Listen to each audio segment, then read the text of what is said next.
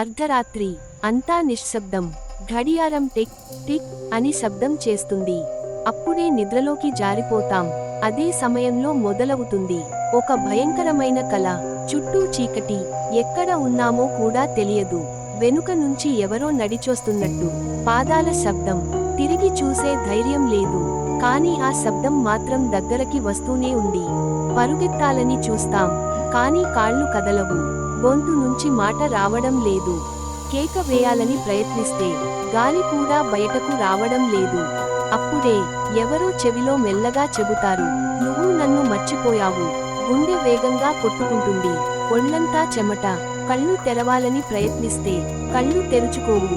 అదే సమయంలో ఆ చీకటిలో నుంచి ఒక భయంకరమైన ఆకారం బయటకు వస్తుంది. అంతే, ఒక్కసారిగా ఉలిక్కిపడి లేచిపోతాం. ఇది కేవలం కలే అని తెలుసుకున్నా గుండె మాత్రం ఇంకా భయంతోనే ఉంటుంది. శాస్త్రం ప్రకారం ఇలాంటి కలలు మనలో దాచుకున్న భయాలు, ఒత్తిడి, బాధల వల్ల వస్తాయి. కానీ కొన్నిసార్లు ఈ కలలు మనకు ఒక హెచ్చరిక కావచ్చు.